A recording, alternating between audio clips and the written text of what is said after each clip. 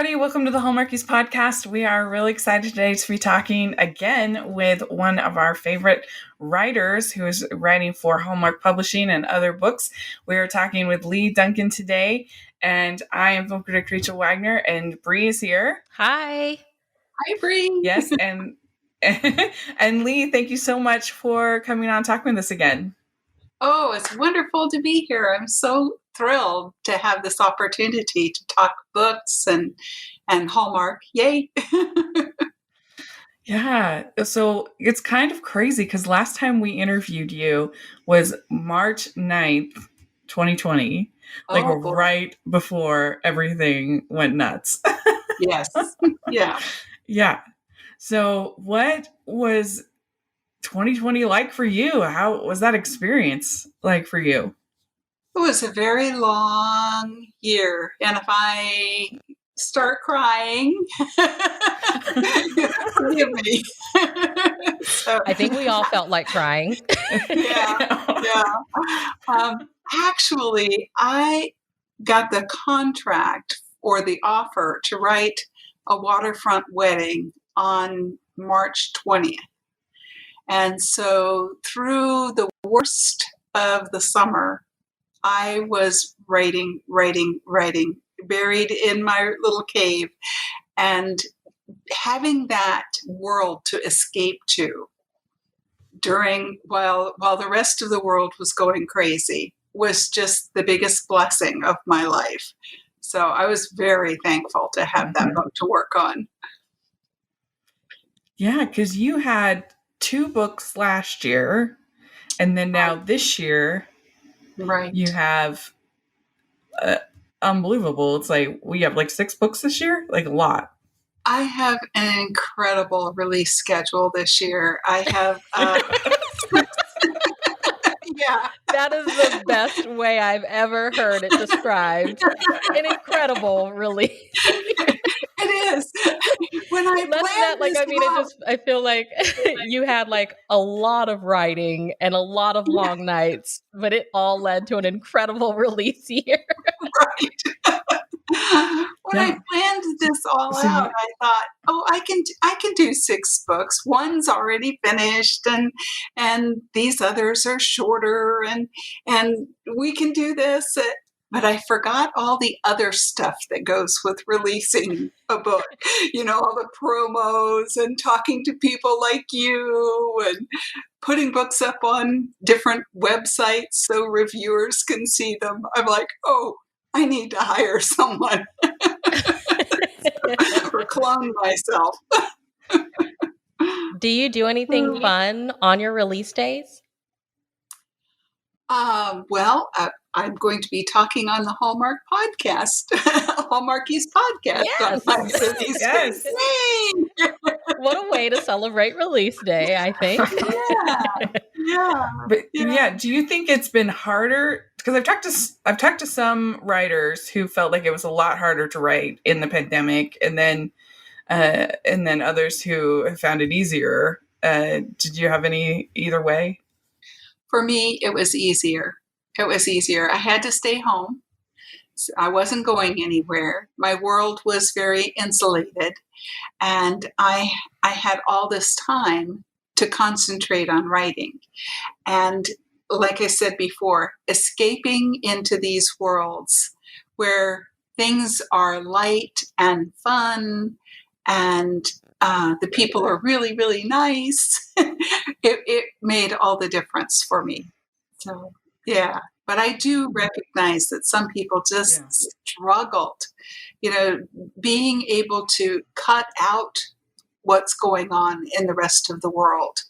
It is very, very difficult for some people. So, yeah.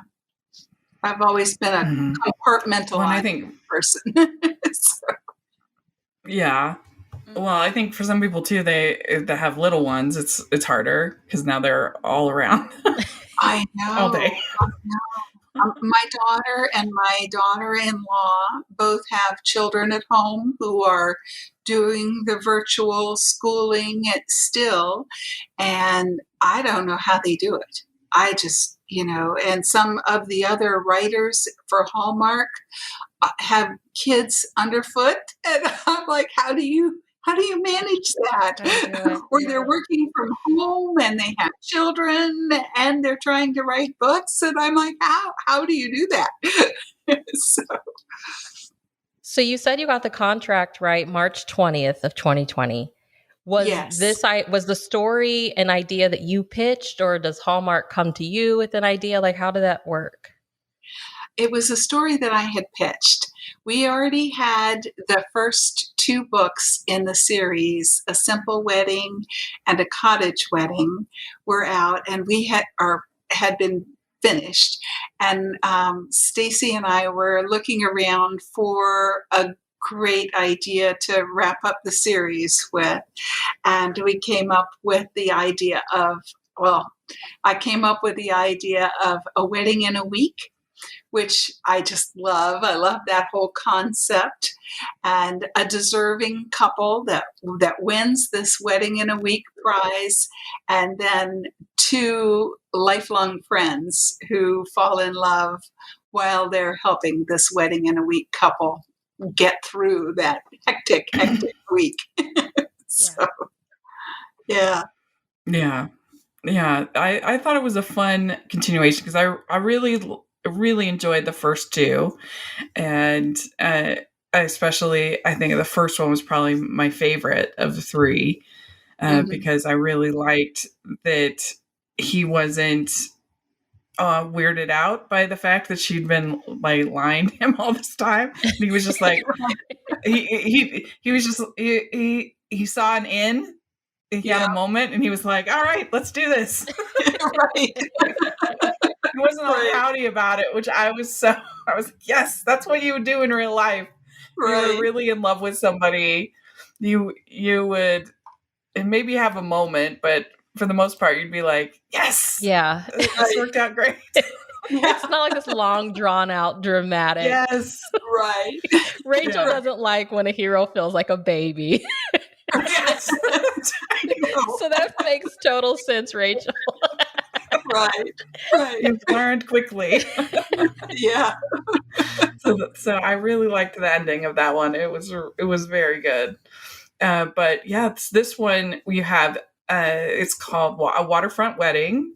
Right. And you have Evelyn and Ryan as your leads here. Mm-hmm. And this is basically a story of kind of second chance romance. Yes. And I was curious, Leigh, do you have a favorite of sort of the tropes of romance writing? Yeah, it would be it. Second chance. Second chance romance. I just love to write them. So. What do you like about them so much? Well, I'm basically a lazy writer. So with a second chance romance, I don't have to build all the lead up. These characters already know each other. And so half of my work is already done. And that makes it a lot easier for me.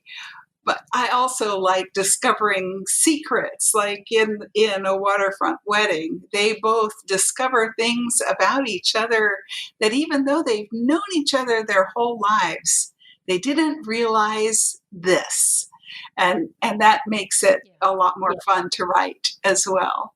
So. Mm-hmm. Well, and this one was fun because they didn't even know that the other one had been interested in each other, as opposed to other second chance romances where they had dated or been high school sweethearts. They had no idea. Right. Yeah. So that was fun. I love that. That's probably one of my favorite like strings of second chance, when like you grew up around this person your whole life and you just kept missing each other, or you kept missing the point. And then later on in life, it's like, I was crazy about you. Well, I was crazy about you too. Yeah. And it's so funny to hear you say that, like, you consider yourself a lazy writer. So that's one of your favorite tropes. I think second chance has to be the hardest trope to pull off. One of the hardest, because I feel like sometimes you read second chance romance and it just really misses the mark. Like, we don't really understand how it didn't work out, or they were awful together. So like, you don't really need to be back together. Like, there's just so many things that can go wrong. So I Yeah. think it's really brave to do second chance. Yeah, no, I agree with Bree. I think it can be really tricky because they can hold the grudges too long, Ooh, and yeah. then you're just like, stop it again, stop being a baby. Stop being a baby. Yes. Because you're an adult. Move on. I mean, I really dislike Bridezillas is my most disliked trope, but yeah, the being a baby is also not my favorite.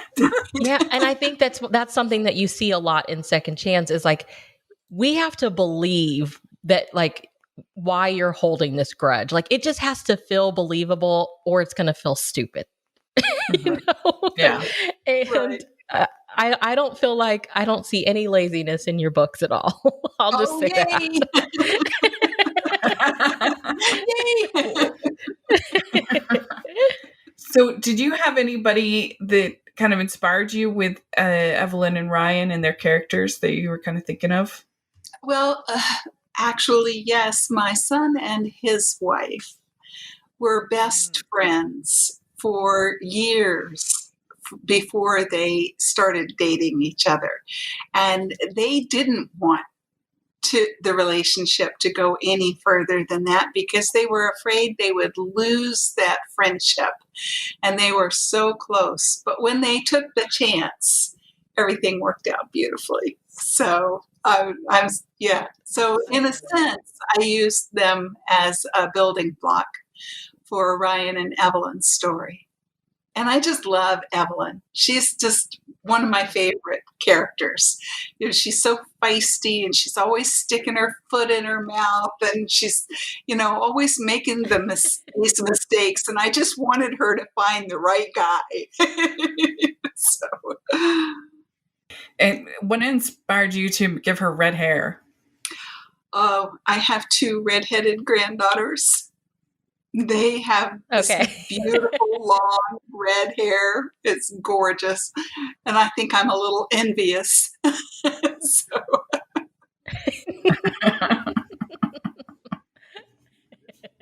Nice. So would you say that you are a competitive person, kind of like Evelyn and Ryan? No, I don't think so. I mean, I like to win. Who doesn't like to win? But I'm not there's so much cutthroat in being competitive, and I'm not that way. So I find it easier not to compete than to have to do something that goes against my moral compass. So. Yeah.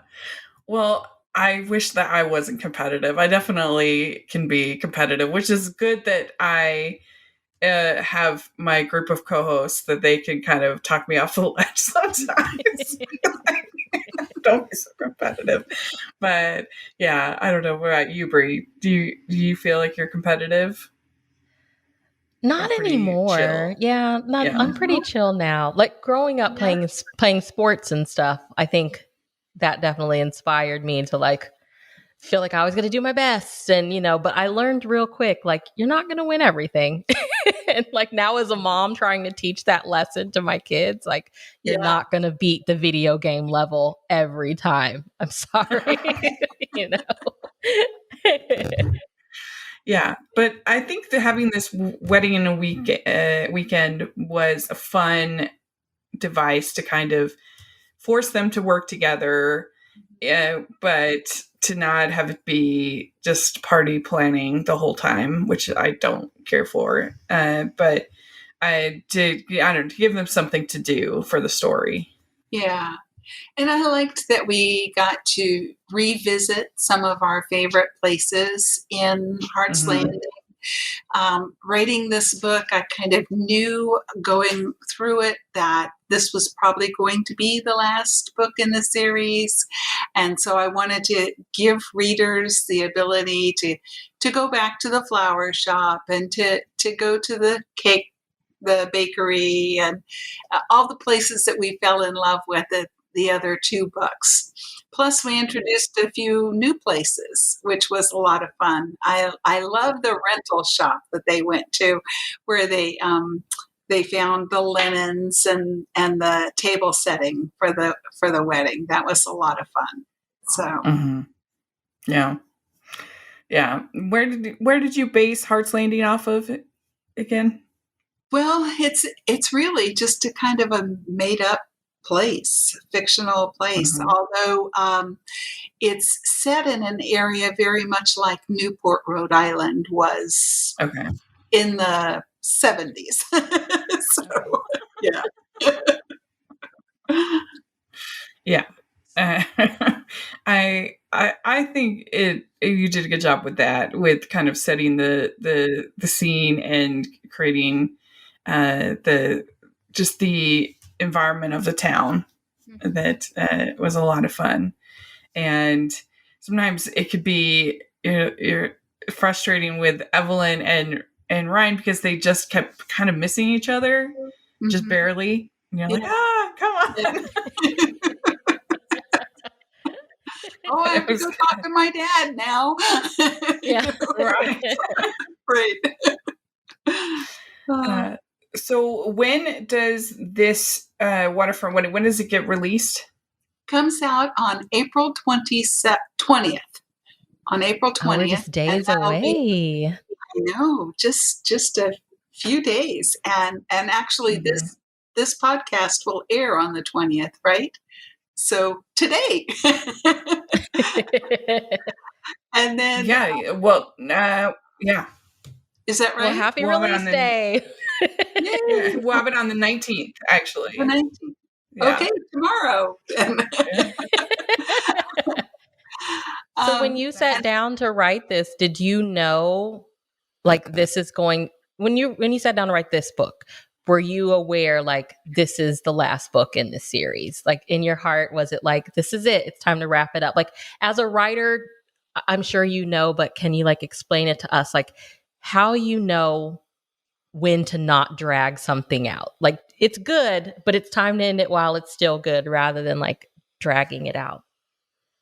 When we first, when I was talking with Stacey Donovan, who's the director of Hallmark Publishing, about this series in the very beginning, we thought it might be a bit longer. We thought maybe 5 to 7 books in the series.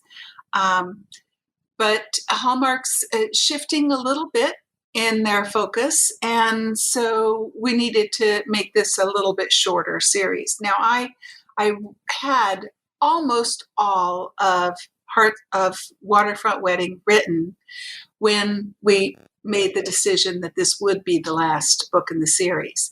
So I went back in and I added an epilogue to it that kind of wrapped up Ryan and Evelyn's story.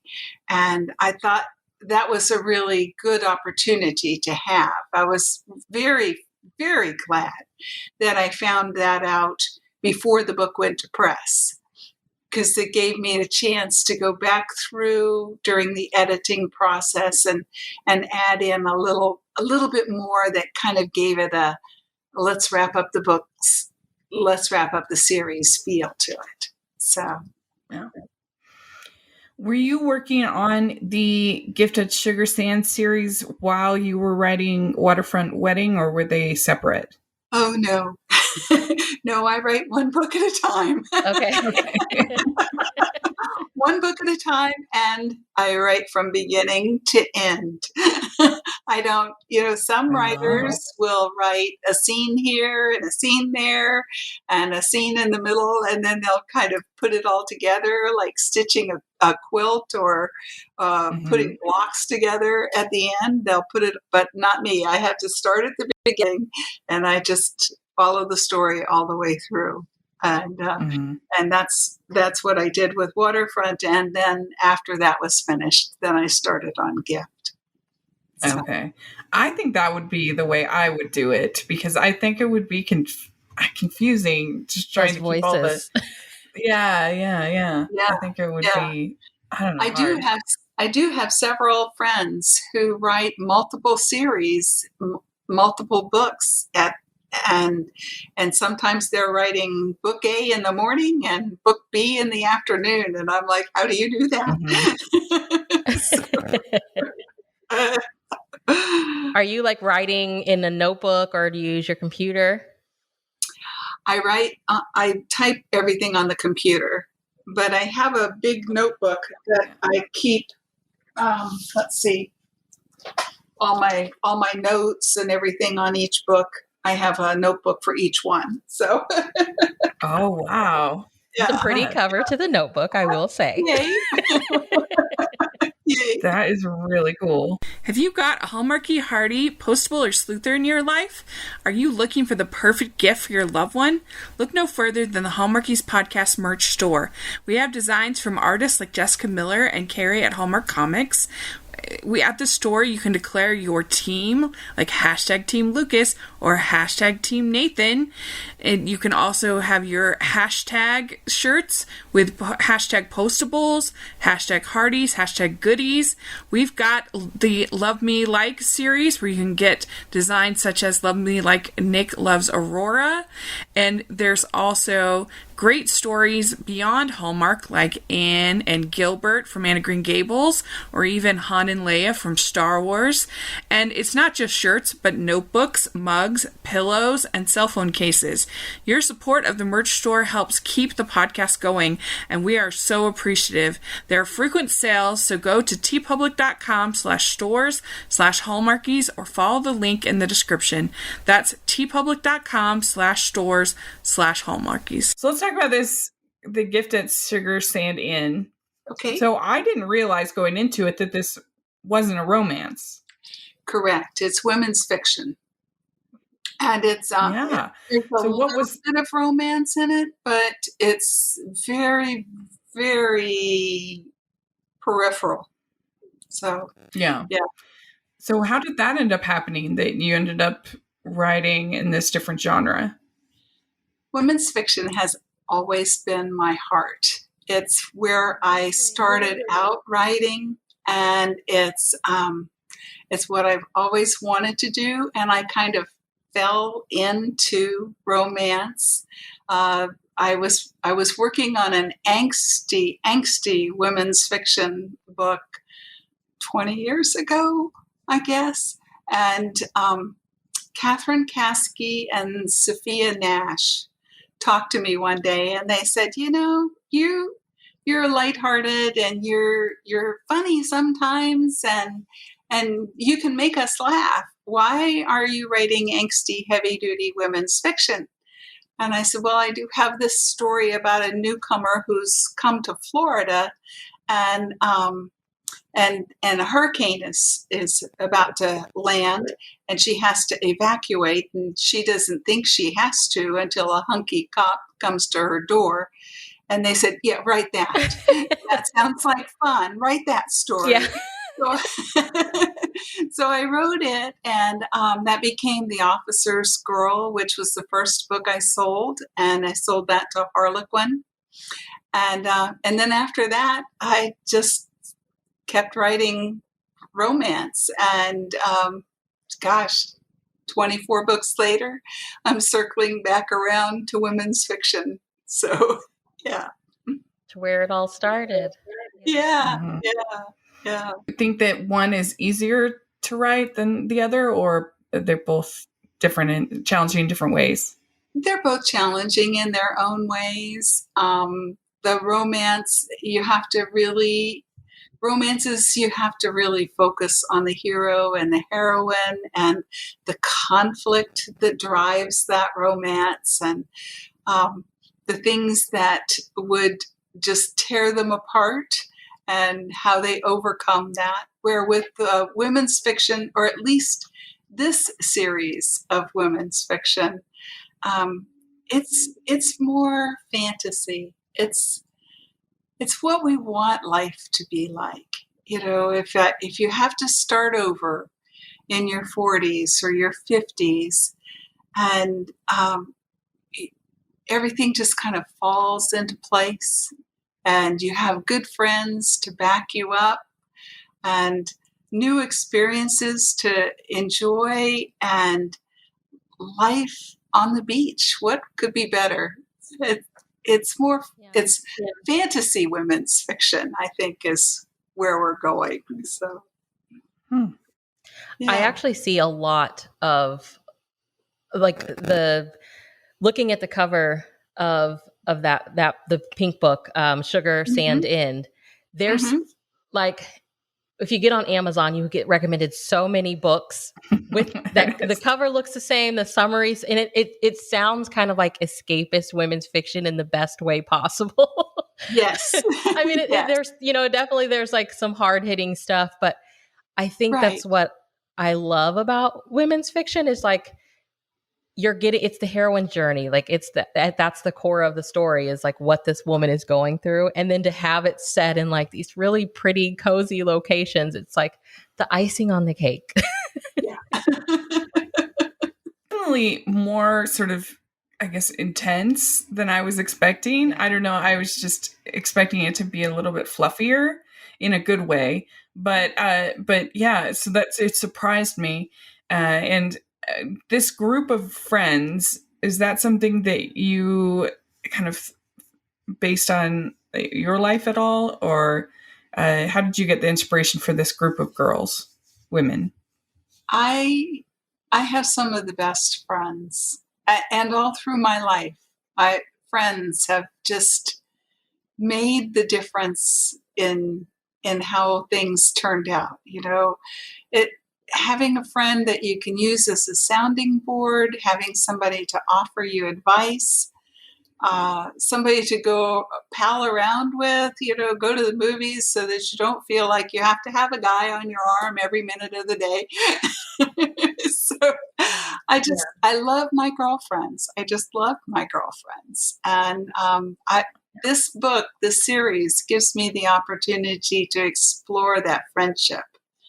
So, and as far as not being a fluffy, I'm just not a fluffy writer. I don't think I ever could be.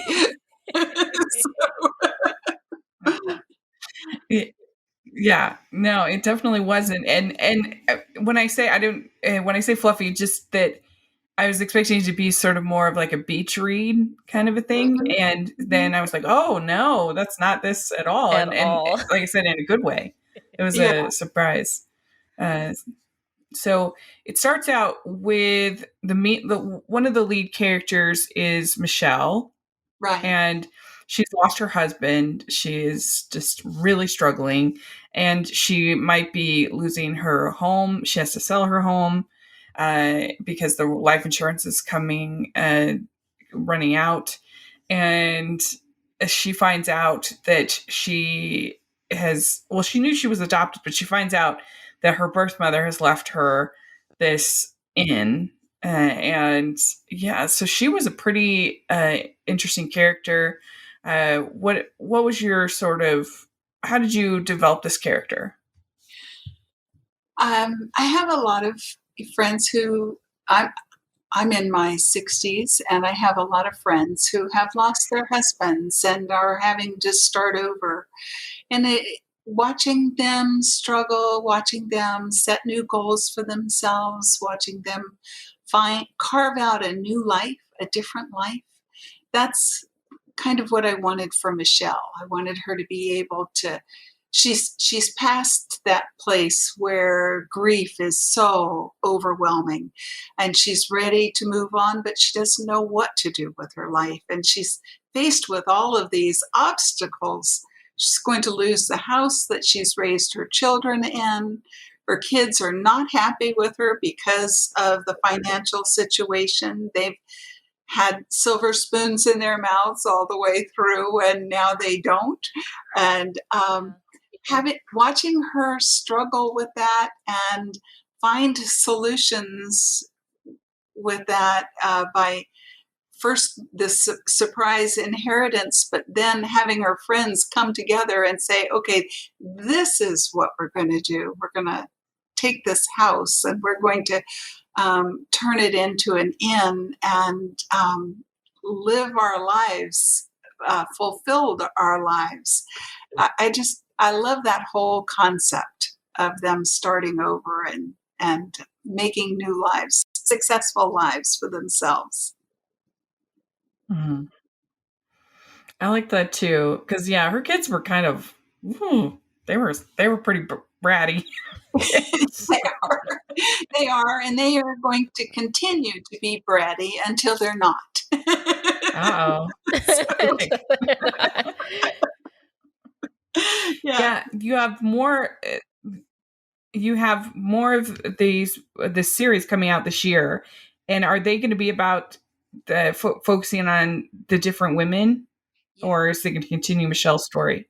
Yes. Book 2, The Secret at Sugar Sand Inn, will release May 14th, and that focuses on Reggie. The gardener girl, the landscaper. Her husband and she had been trying to have a baby. And when she found out for sure that that just wasn't in the cards, their marriage broke up. And so she's at a crisis point in her life. And it's just the perfect time for her to throw in her lot with Michelle and the others to open this inn and in Florida. And then the third book, The Cafe at Sugar Sand Inn, is Nina's book. She's a chef in an upscale restaurant in Virginia. But there's been a change in management, and the new sous chef wants to replace everybody that's on staff with his own family and friends. So she needs to find a new job, new line of work. So good timing for her too. And then Erin, it will be the reunion at Sugar Sand Inn, and that will come out in October. And she's a world traveler who's kind of ready to put down some roots. And so opening the inn gives her a chance to settle down and make a home for herself for the rest of her life. And then the last book in the series, Christmas at Sugar Sand Inn, all of the characters and the kids and family members all descend on the end for a big Christmas holiday. So That's amazing. All this year, all those coming out. Yeah. all those, lots of How did you writing, do that, or how are you doing that? lots of editing, lots of admin work. Yeah, Yeah. but you see the start of all of those stories in this first book. Yes. Yeah. The first book kind of lays the groundwork for everybody else's story. So, and there'll be threads that will continue through all of the books. So in Sugar Sand Inn, we meet, in The Gift, we meet Dave, the lawyer, the attorney, and he's kind of a love interest for Michelle. And we get to see their relationship blossom throughout the other 4 books in the series. And then Reggie meets someone special in the second book, and Nina meets someone special in the third book. And so we get to see a little bit more of each one of their relationships as the series progresses. And we get to see what happens with the end, because there'll be hurdles that they will have to overcome with the end in each of the books in the series. Do you have a favorite of these women to write for? Oh boy. I like Erin because she kind of tells it as it is. She doesn't really take much guff from anybody. And, each one of them has something that I just love about them. I like Michelle's strength. I like that she doesn't let the things that get thrown in her path trip her up. I like Reggie pulling herself together, and Nina ready to forge a new life for herself.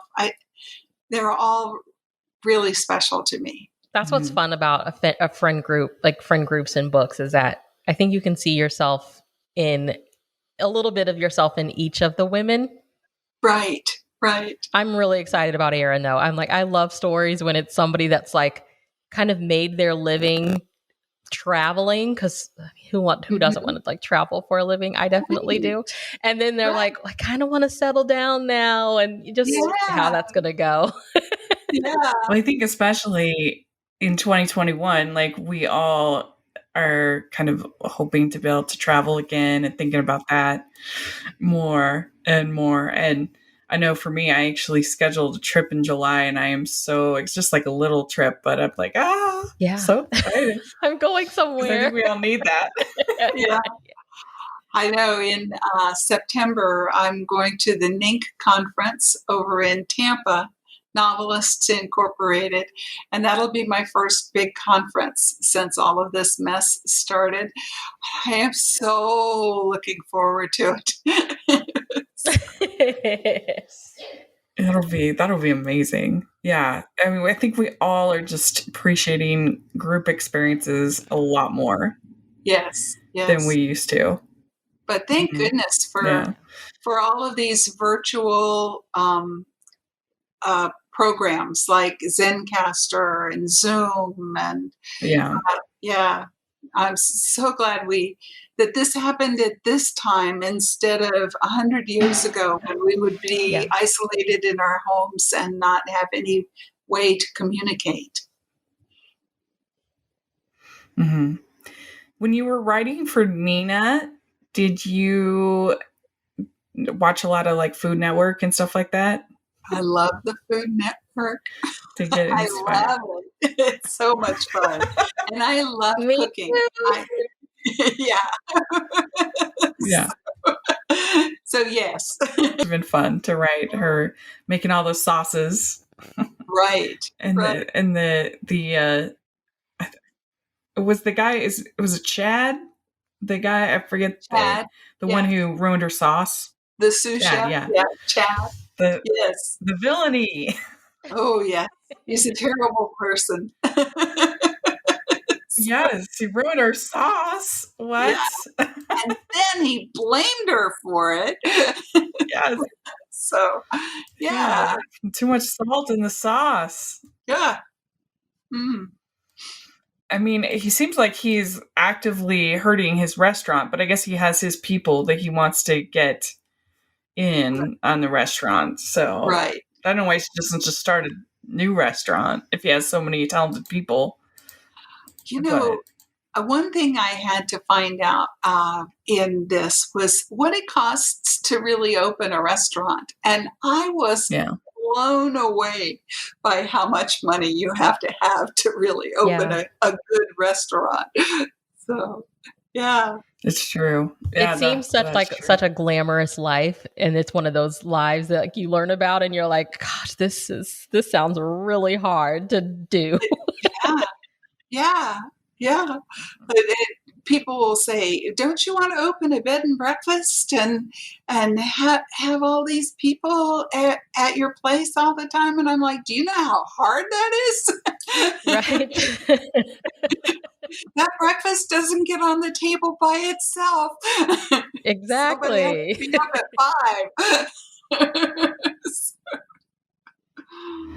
So Reggie has the most, I think, trauma in the book as far as her husband leaving and that experience. And so what was that like for you to write?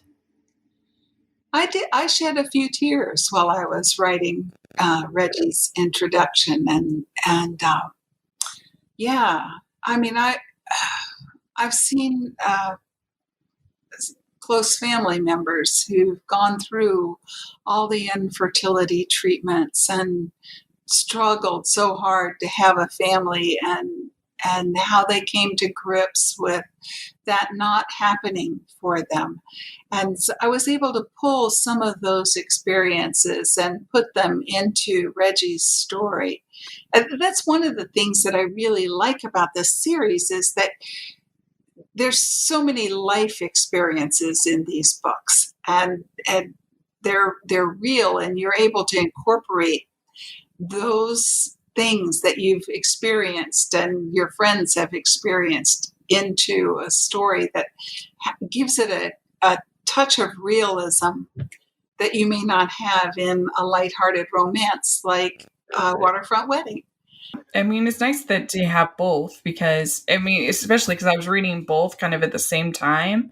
Right. And so flipping back and forth between it was kind of nice.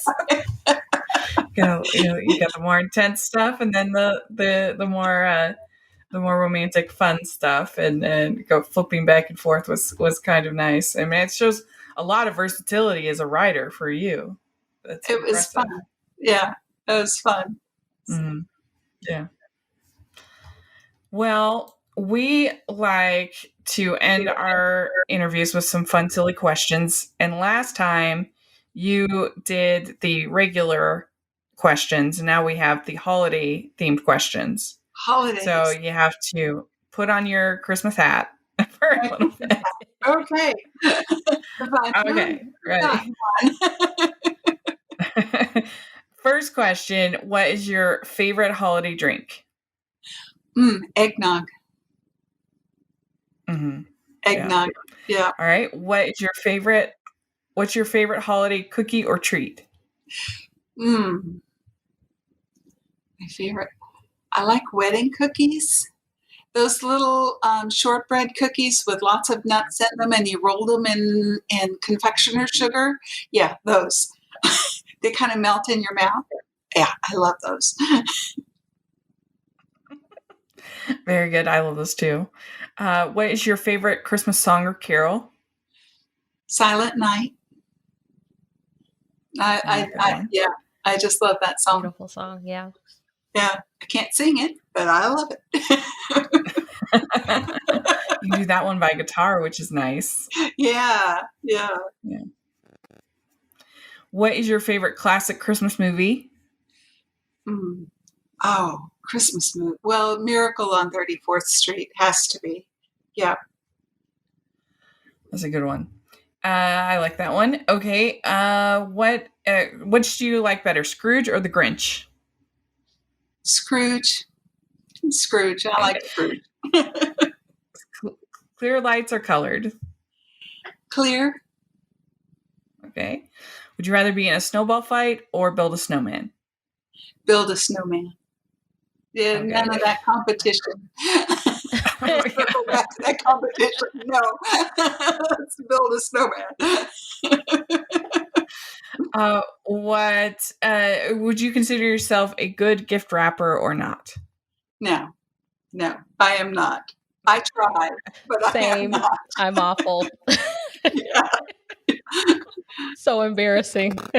If I really focus, I can do an okay job. Yeah. I put all this time and effort into picking out the right presents, and then right I'm like, after that, I have to wrap it? Why? For several years, we used brown paper bags, and we would get them at the grocery store, and we would turn them inside out. We would wrap all of our gifts in brown paper bags and put big red bows on them. And I love that. Was fine with me. I've asked my husband, like, why can't we just get everybody a really pretty box and put all of their stuff in their own box? And he's like, we have to wrap the presents. So he does the wrapping. That's a dream marriage right there. Yeah. Balance. All right, last question. Do you have an ugly Christmas sweater?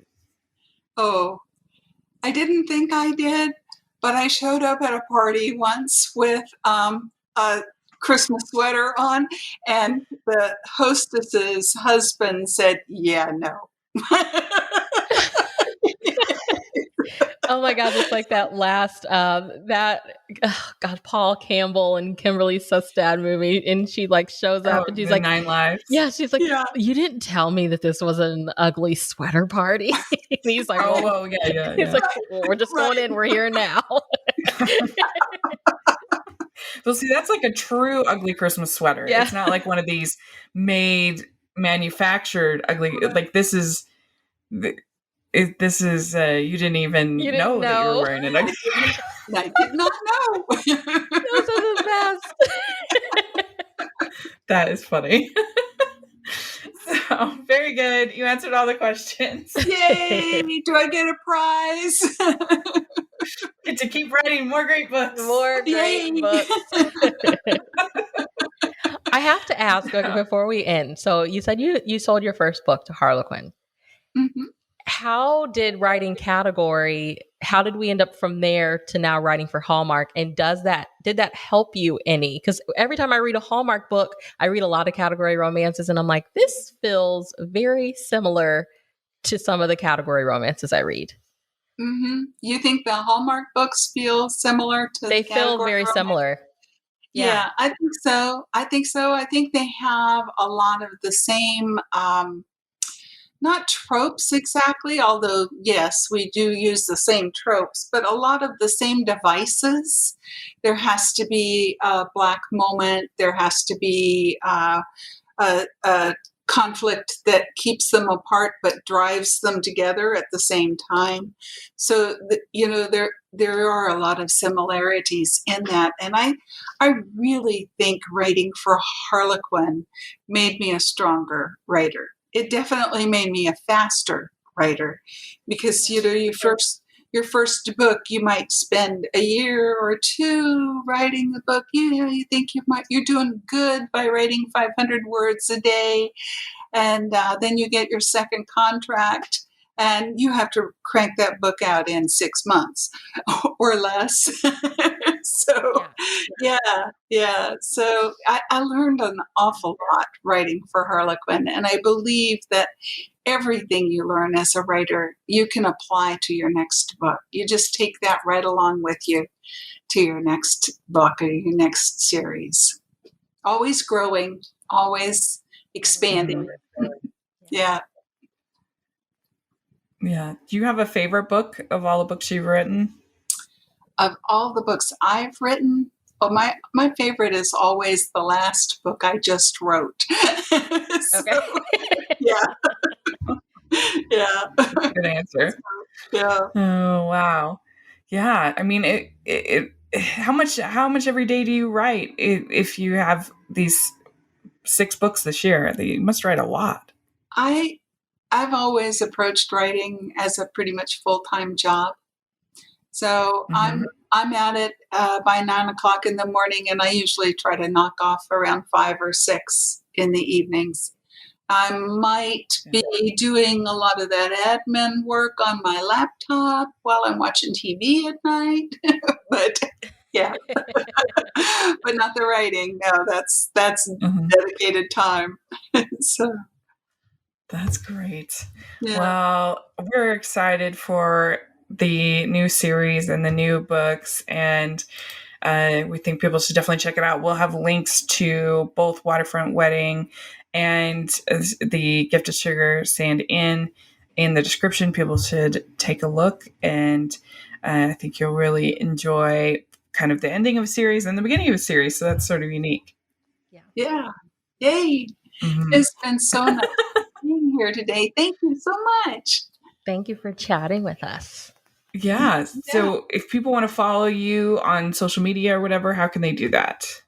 On Facebook, I'm at Leigh Duncan Books, and Twitter, it's Leigh R. Duncan, but I don't go on Twitter very much. On Instagram, I like Instagram. It's a fun place to visit, and again, that's Leigh Duncan Books on Instagram, and then my website, leighduncan.com. Great. And Bree, how can people find you? I'm on Instagram at Falling for Romance, and I have all of my links in my bio. Yay! Great. And you can find me at Rachel's Reviews, all of our social media, iTunes, YouTube, and on Rotten Tomatoes. So check all of that out. And also make sure you're following the podcast to Hallmarkies Pod and Hallmarkies Podcast all over social media. And if you are listening on iTunes, please leave your ratings and reviews. That helps us out so much. And if you're watching on YouTube, please give this video a thumbs up. Subscribe to the channel. We appreciate that so much. We also have our Patron group, which is really fun. And we are going to be having this weekend, we are having a very special patron perk where Mary Lou Henner is joining us for a Q&A just for the patrons. And so it's only $2 a month to participate. And you can ask Mary Lou Henner anything you want, which is incredible. And we're really excited about that this Saturday. So please take a look at that. And then we also have our merch store, which has lots of fun Hallmark inspired merch. So please take a look at that as well. And thank you so much, Leigh. This was a delight to talk with you. And congratulations, an incredible accomplishment that you've been able to do this with these two books and then the ones coming. Incredible. Thank you. Thank you. So, and yeah, if you have read either of the books, let us know your thoughts in the comments section, and we'd love to talk about it. And thanks again, and we'll talk to you all later. Bye, everyone.